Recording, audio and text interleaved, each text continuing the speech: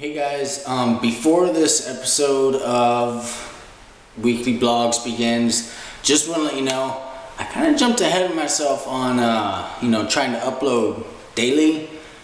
My parents' internet, not the best. It literally took 16 hours just to upload my last video, and it'll make it very, very difficult just to, be able to edit and then upload on a daily basis with this current setup. So we'll be doing at least 4 times a week. I haven't recently uploaded because I've been having to deal with some legal stuff, mostly so I don't lose my job.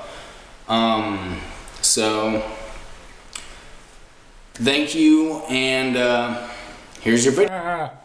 Alright, hey guys, what's up? Welcome back to another episode, or video, or whatever the heck you guys want to call it, with Insanity Compromise. It's me, Zach. I am going to be doing something a little bit different than my usual vlogs. I'm going to actually tell a story, and then I'm going to do a few other things. But here's the story. So, the other day I was at work, which is Walmart, by the way. I work overnight, and we were restocking. And with that, when I went to, oh, by the way, you like the background? It's different. It's because I'm screwing around with my computer right now. Yay! And my camera's on a tripod, halfway on the desk, halfway on the floor. And also on the keyboard. Huh, would you look at that? But, anyways, so the story goes, I was pulling in, I don't know how tall it was. It was a good 7, nope, not 7. It was probably around 8, 9 feet tall of meat, of big pellets, and I had it on a little floor fork, a little pushable one. So there's no brakes on it. There's nothing to slow it down or stop it or move. And I'm going into the fridge or freezer or whatever the heck it is for the meats. And with that, I don't know if I'm centered. I can't see my camera. But I am sorry, I burnt it. Oh my gosh! But what happened was I was backing up to turn to the side like a trailer and then push it in, and I noticed the door was really close behind me. Not just any regular door, but guess what? It was the emergency exit. So with the emergency exit, I'm like, oh, I don't want to touch this or open it in any manner because it'll set off alarms. And, realized my butt touched it, and then, for a second or two, didn't make any noise. It's like, okay, I'm good, I just touched it, I'm fine. Then the alarm starts going off. I'm like, fuck! Like, shit, dude, I'm sorry, what'd I do? So when I grabbed the manager, I was like, I made an alarm go off. I accidentally touched the fire exit. It's like, what are you doing? I was backing up, and I noticed that I was really close to the wall, and I couldn't stop the pallet from pushing me a little bit further back. And then my nice small butt, I don't have a butt, by the way, I really don't, just slid. But with that, I was like, it's kind of happening. He's like, okay. So he was like, I don't know if I have keys for this. I was like, okay, I'm just gonna stand here with with my hand over the speaker. So I was just standing there, hand over the speaker, making it a little bit quieter. But it's constantly in my head. Okay, it's not a cop song. I don't remember what it was anymore, but it wasn't fun. Hey, my video finally uploaded. I was just standing there. It was a good 10-15 minutes, and then after he couldn't find any keys that fit it to turn the thing and shut it off. I was like, dude, I'm sorry, I forgot to bring my lockpick set today. I just can't help you. I'm sorry. He's like, oh, it's fine. Here, let's. We grabbed some paper towels. We balled them up, put them over the speaker, and then taped them on the door. Turned off after a couple of hours. It wasn't fun though. Anyway, that was my story for the other day, for this week. I have another story from a while back with my, what was it? With my Focus. So with that, I've been having a lot of problems with this car at the time. And I just recently rebuilt the engine, resealed everything, made everything look nice and pretty, made it run. And it stopped. But with that, my car was running fine, and then all of a sudden the water pump pulley broke. And not too long before all of this happened, for some reason my transmission, I think it was because I was looking down, it was a manual, so I can shift it in gears. But it's, excuse me. But with that, a bolt or something like snapped or cocked sideways. So the transmission shifted, not shifting, but like it cocked down a little bit. So I couldn't only go into first, third, and fifth. And also my water pump pulley broke. Like, I don't know how the heck it broke. It was a metal one. I mean, plastic ones, it happens, but it was metal. It just broke. But what happened was, well, my car overheated, and then I realized, I looked down and I was like, oh, shit. My car's overheating. And it started sputtering and dying, and I didn't realize it early enough. I really wish I did, because then I would have not had to deal with so many problems. But yeah, but then it overheated, and I was with my good friend Seth. He actually lives right over there. He's an awesome guy. I've known him a long time. But with that, we're like, okay, well, I guess, you know, I can, yeah. But I was like, okay. So we pulled over to the side of the road, and luckily there was snow on the ground, so I was like, okay, let's pop the hood, throw it up, throw snow on the engine. Cooled it off relatively quickly, and then I was like, okay, how are we going to get home? Because, you know, it's like, you know, 10 and 9. It's like, yeah, it's not too bad. Also, it's cold. But it's not too bad. We're like, okay, let me call a few of my friends to see if I can get someone to tow me up. Everyone's asleep. Or drunk, I really don't know. So, what I end up having to do is, we were in, if you guys don't know where in proximity this place is, we were by Huxley when it broke down the first time. And I was having problems in Ames, and I lived in Ankeny, so technically do. Why do I keep saying that? It doesn't matter. But, what happened was, we were like, okay, well, can't get a hold of anyone. Obviously, you don't call your parents at that time, especially if they don't know that you're in the area, and they're like, oh, what were you doing? What was going on? And then the million questions an hour or a second.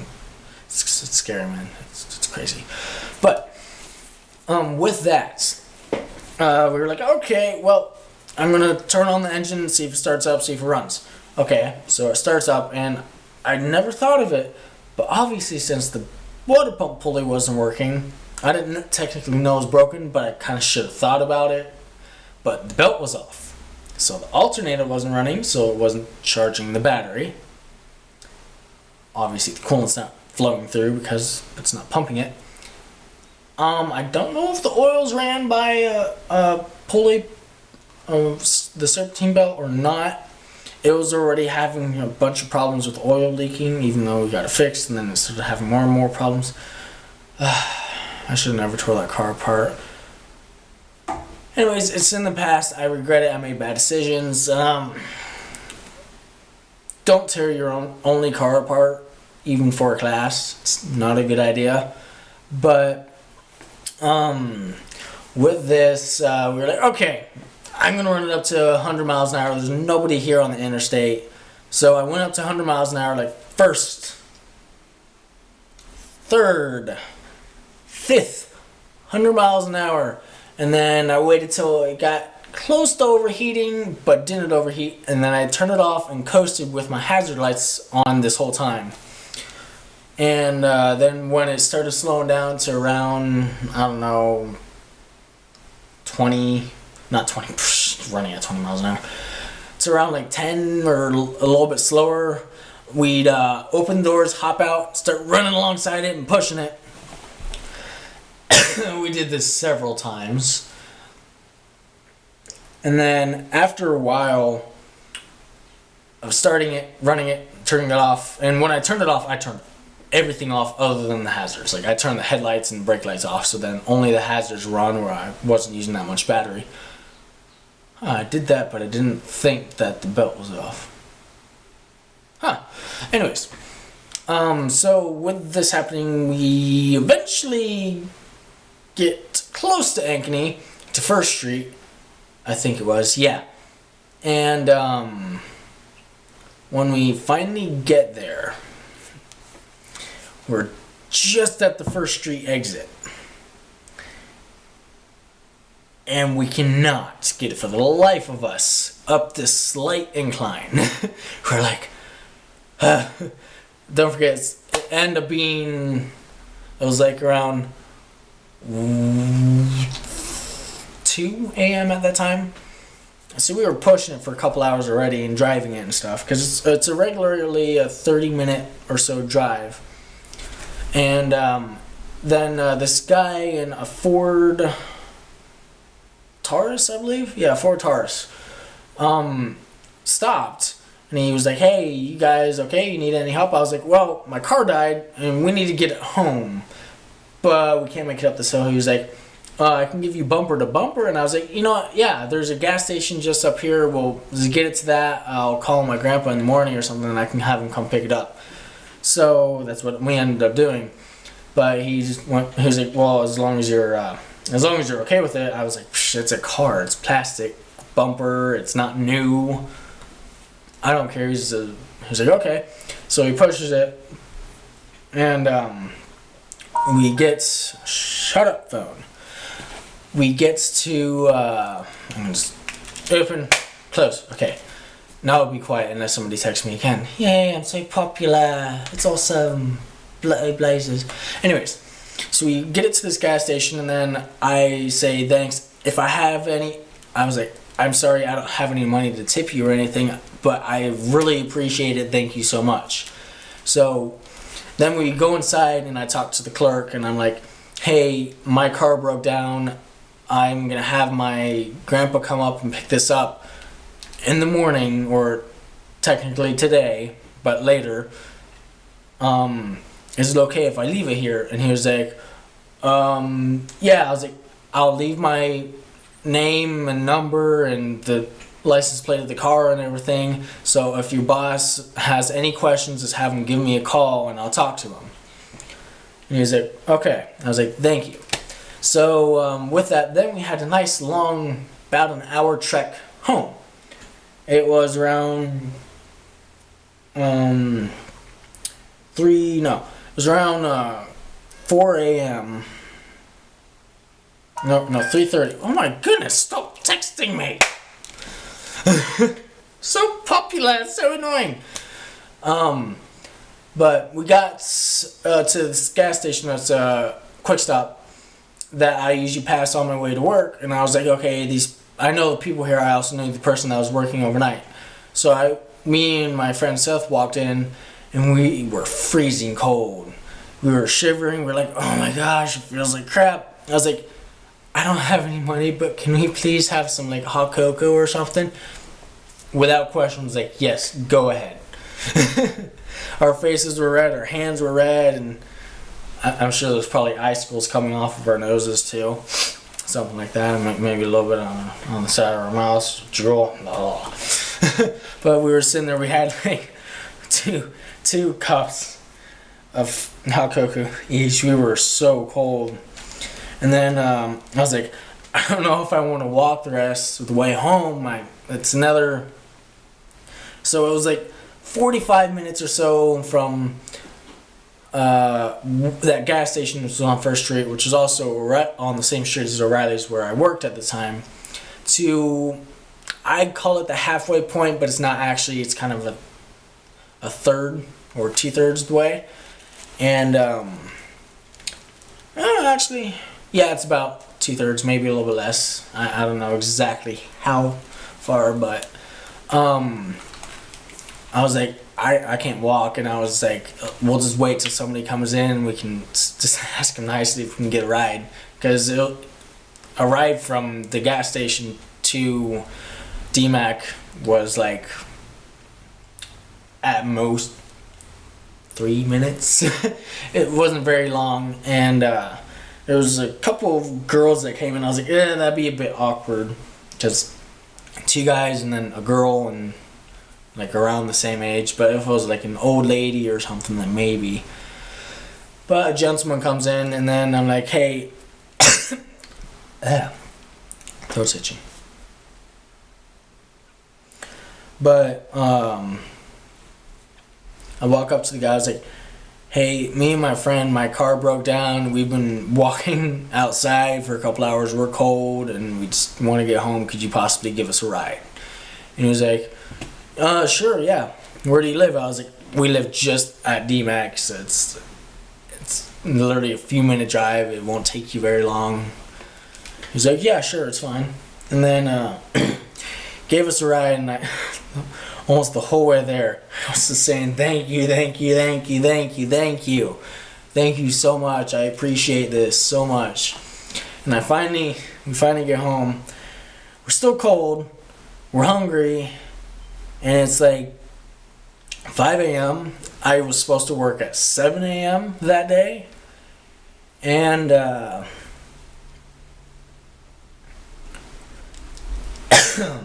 with that, I called in to work. Well, when we got home, I was like, hey, I have a couple beers in the fridge. I think we deserve one. So got Bud Light Lime, drank those real quick.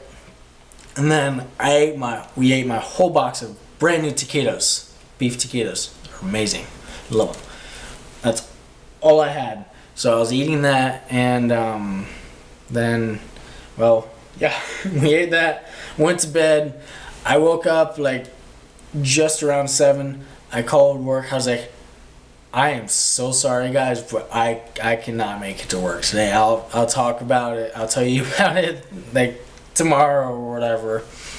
So we got that, and my grandpa came up that day, picked up my car, we went, towed it back to Ogden, and then we worked on it, and then I was like, hey, I work tomorrow, can you just give me a ride home and stuff. But my grandpa, bless his heart, he's a great guy. But that's that story. Man, do I have anything else going on? Not really. Oh yeah, I might be losing my job because I couldn't get a doctor's note for being sick. Besides that, yeah, not much has really been going on. With how bad my parents' internet is, unfortunately, I would not be able to do high-resolution videos, and also probably won't be able to upload daily. Upload. I thought they had good internet, but they really don't. Yeah. Instead of daily videos, I'm gonna do them every other day, because I think that's the best schedule I can have with the situation that I'm in right now, and I'm also gonna need time to look for another job. Just got this job too. This sucks. I'm gonna talk to my manager tomorrow and see if I can possibly get something. But yeah, I've also been doing a few tests for audio, because one of my coworkers is watching my videos and giving me feedback, which is very helpful. Thank you, Alex. I think it is. Yeah, Alex. He said I need better audio and visual, obviously. With the audio, I downloaded a recording app, and I'm using this Rock Band mic, and I found that the audio is actually better on my camera. It actually sounds more like me. This is just a cheap thing just to pick up fluctuations in sound. So, yeah. Anyway. So, don't have much more going on today. Thank you guys for watching. Like and subscribe. Share with your friends. Like me on, or follow me on, like me on Twitter and follow me on YouTube. But, yeah, that'll be it. Thank you all. Have a great day. I hope it's better than mine's been going, and hopefully I keep my job. If I don't, well, you'll see how everything goes then. I need to stop tapping on that. But thank you, and goodbye.